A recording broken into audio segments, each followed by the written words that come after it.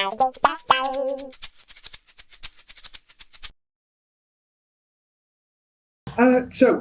don't we open by you explaining a little bit about the film and who you play in it? Nice.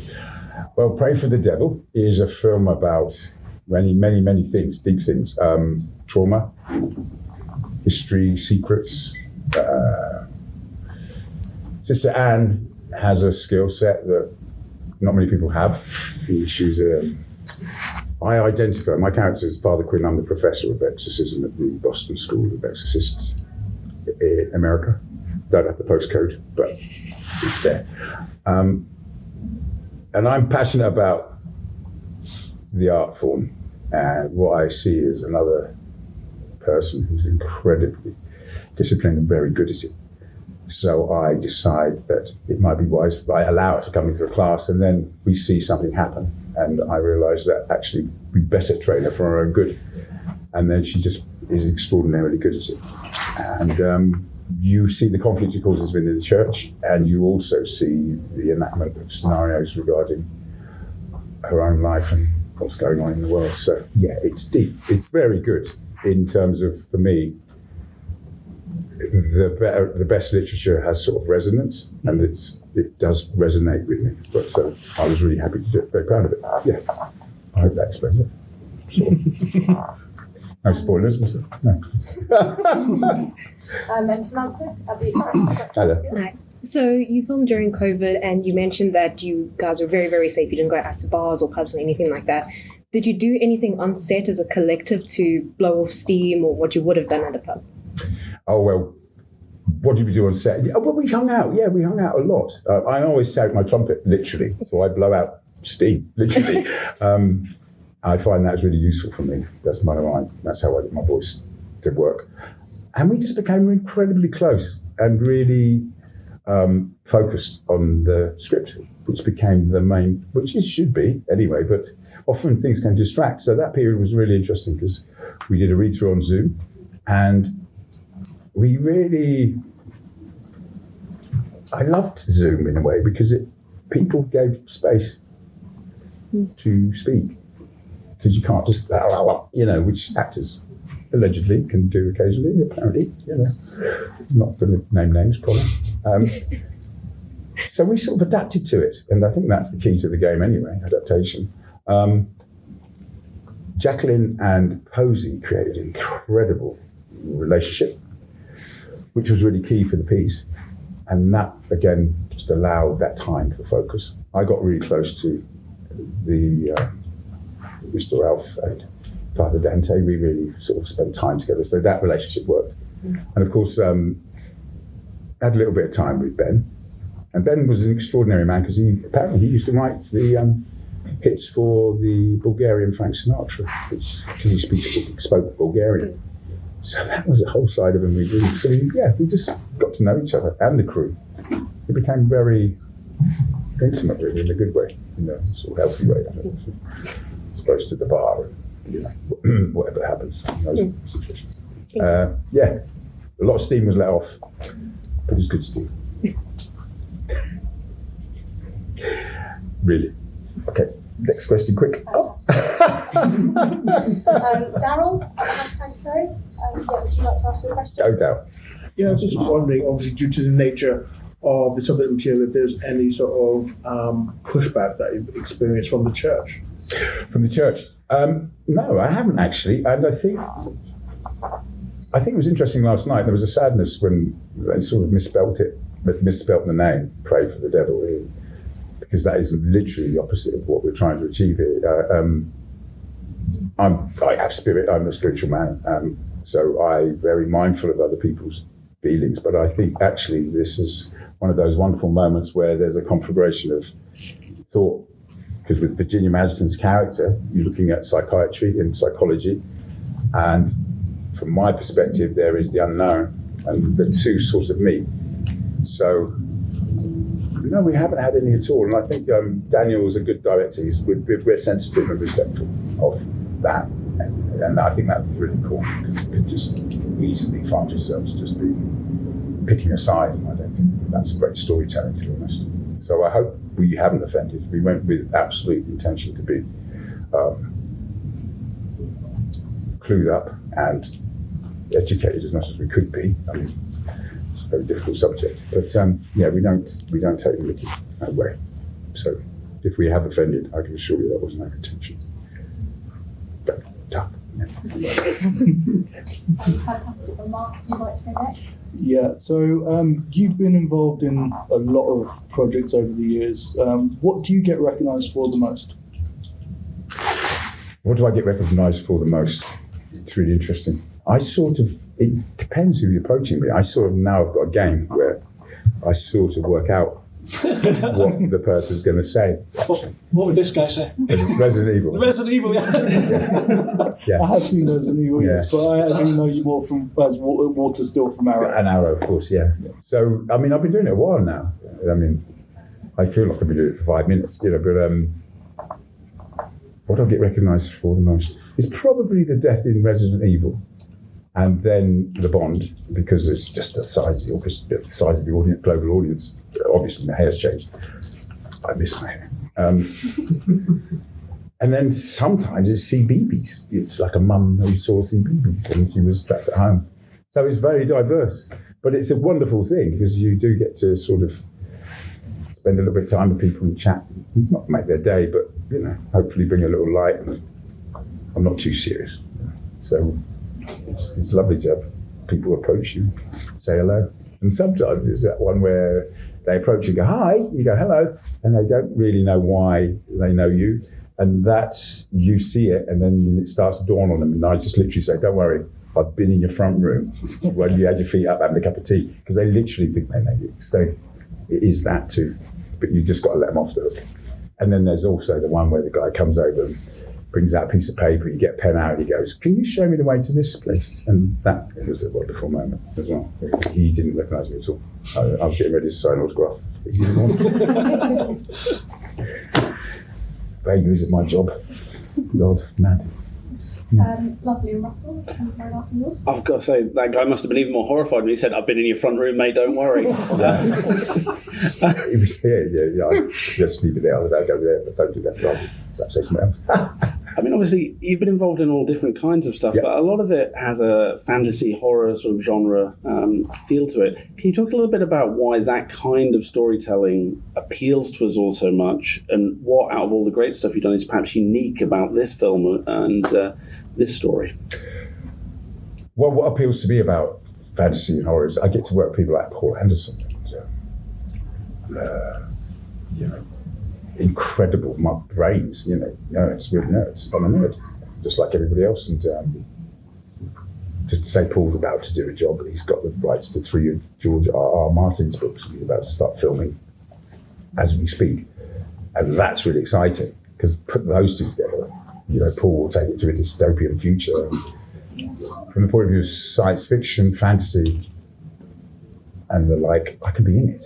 Because often with regards to casting on or costume dramas, historical costume dramas, apparently I wasn't around, which isn't actually necessarily true, which we're looking to fill that, put the gaps back. But there's something outside about science fiction, fantasy, that world, and as an outsider, I fit.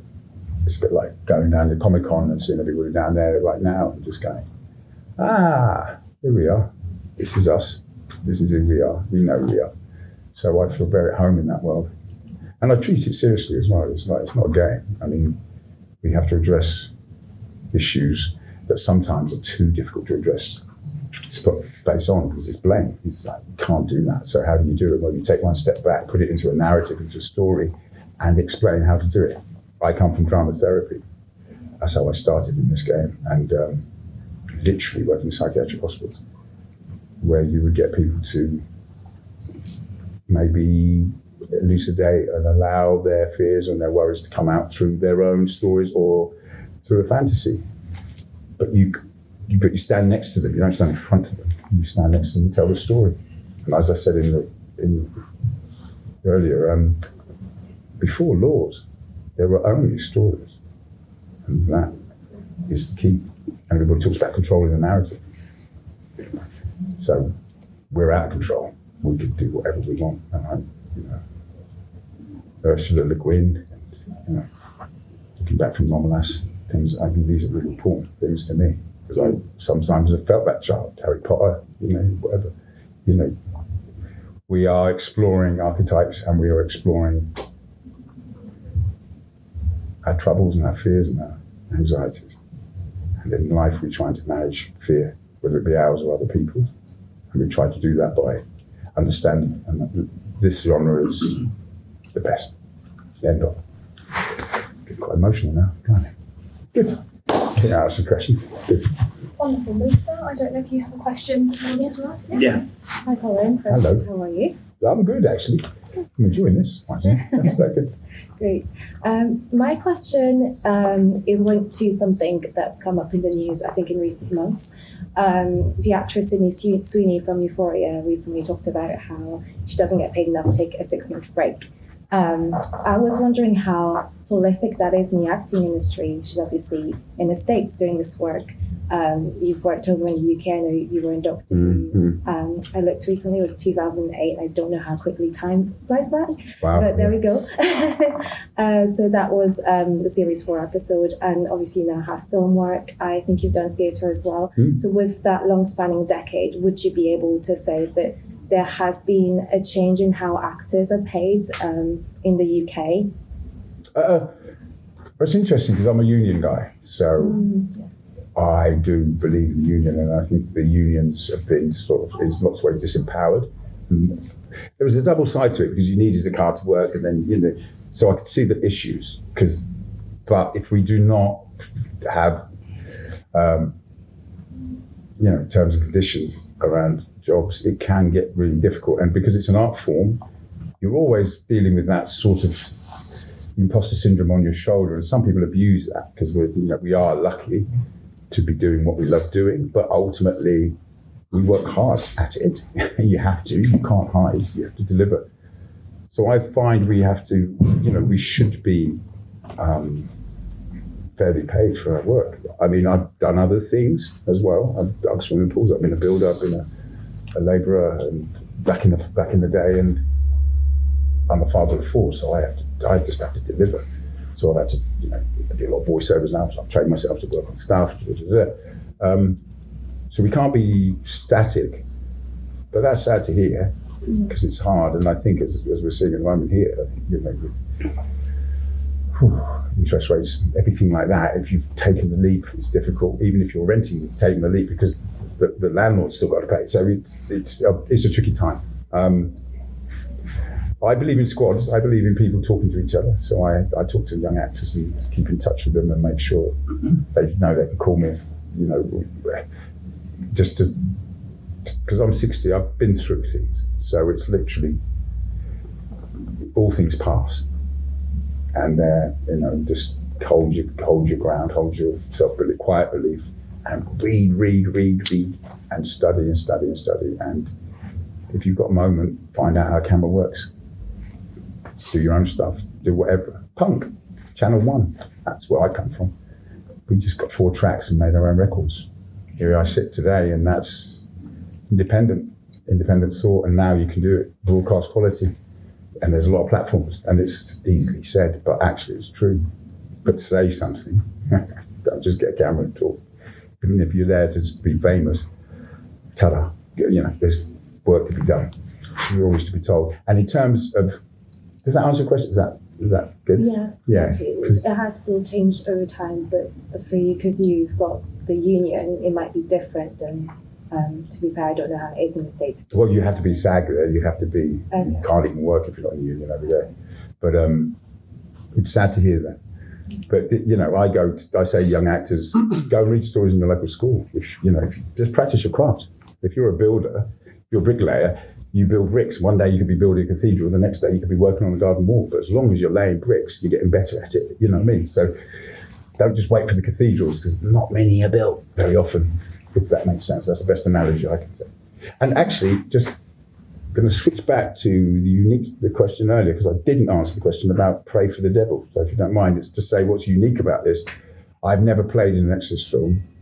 I never really got the importance of that exorcist film until this one, and then it's exploring secrets, trauma, drama, which is actually trauma, drama, they're all connected.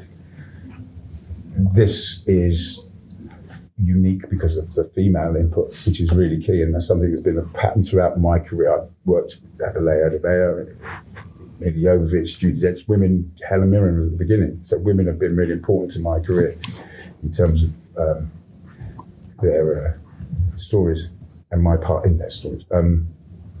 So this has a resonance that I think is political and also, theatre of the church has a lot to answer for in lots of ways because it's explored a bit there of that specific church. And that's addressed, I think. It's quite brave. And I'm not looking forward to more of them. I'm looking forward to her being an urbanist. I'm looking forward to her see where she goes from here. Sister Anne is a really interesting character. And I think Pray for the Devil will, bring about questions, lots of questions. It's a bit like I May Destroy You. When I saw that was a perfect example of somebody taking their trauma, their drama of life, and bringing it back out in a way that literally lifted us all and took us to another place. That's the power of storytelling. And I think that's what we've tried to achieve in Pray for the Devil. So don't be Pray for the Devil. Address your fears. Don't keep secrets. It's okay, we all mess up. And then you have less fodder to look for. And that answers both questions. Okay. Nick, do you have a question? Let's just finish then. Sorry, I'm wrapping up your interview for you. One quick question. Thank you. As it's Halloween, what's your favourite horror movie? My favourite horror? Oh, I think it's Rosemary's Baby, I think. Great choice. It's just so disturbing. So brilliant. Yeah. It's not one I recommend, but you've got to watch it. Yeah. Really interesting question. Yeah. Rosemary's Baby. We do have a couple of minutes, so I'm going to sneak in one. Yeah, of course. Dominguez, I don't know if you have Yeah, one. go for it, guys. Okay. I was just going to ask, obviously, how have you seen the industry evolve for yourself, being a black actor? And obviously, if you look at now, things like, look at Creed, you've got Michael B. Jordan, look at Black Adam, you've got Dwayne Johnson, you've got Michelle Yeoh, you've got Jenny Ortega. That wasn't like that 30 years ago when you were coming up. So how do you feel about how the industry is? Do you feel vindicated as a black actor from an ethnic background, that how much it's evolved in a great way and how much more has it got to improve?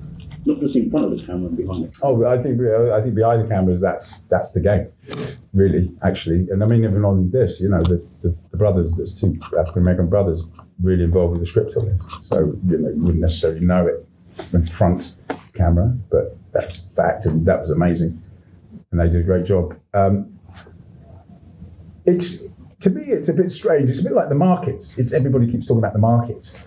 But the real markets, because the real markets, the world is a very diverse place. And I think computer games, and that has had a massive impact on the industry because everybody's represented. Paul Anderson was there with Resident Evil 20 years ago. Our team was really diverse because he knew that custom base was really diverse. And our boys can be girls and our girls can be boys and we can play any role in any game. So I think actually it's the rise of the computer game that's had the biggest impact because we've seen that it's the most powerful media out there. So it's had a positive impact, and that's just including people from in the greater world. It's just obvious to me. And that's what I always thought. It's like football or whatever, meritocracy, whatever you want to call it, but actually the custom base is huge. Catch up everybody, and I think Dwayne Johnson was really interesting to watch his rise to success, from WWE, which is pure theatre.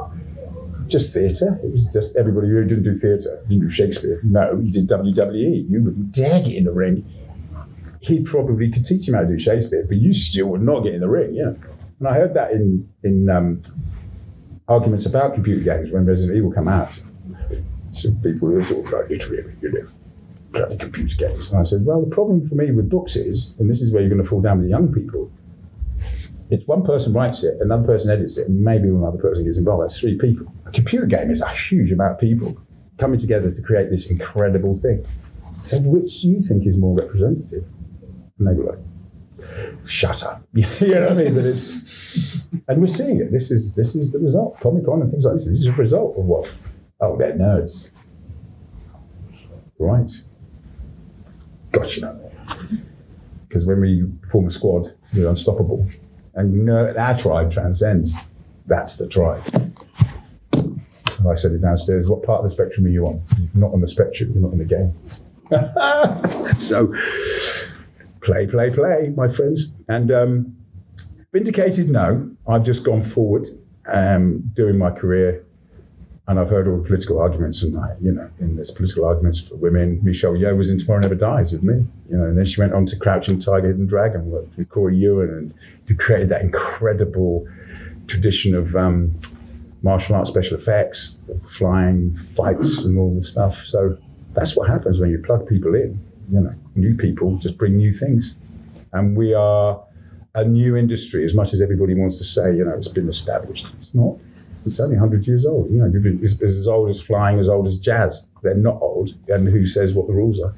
Somebody's tried to, but it's ours for the taking. And if we tell good stories and people want to see them, it's not about winning or losing, but we'll be touching people, moving people, and making them feel things they need to feel. So on it goes. I used to watch Gregory Peck.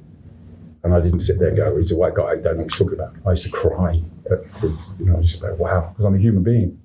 So I know the opposite is real too. I know a white person watching me do something is going to feel emotion. So I'm a human. So once we get the obstructions out of the way, game's on. It's on, it's off. Bob Odenkirk, there he comes steals the game, Nobody. Which is obvious, that's from the Odyssey. That's what I love, is he's taken that turf. That is, who are you? Nobody. Nobody is killing me. That's fucking Greek mythology. He's taken it all the way to this point and created a new John Wick. Genius. But there you go. What do we know? Just nerds. Good answer.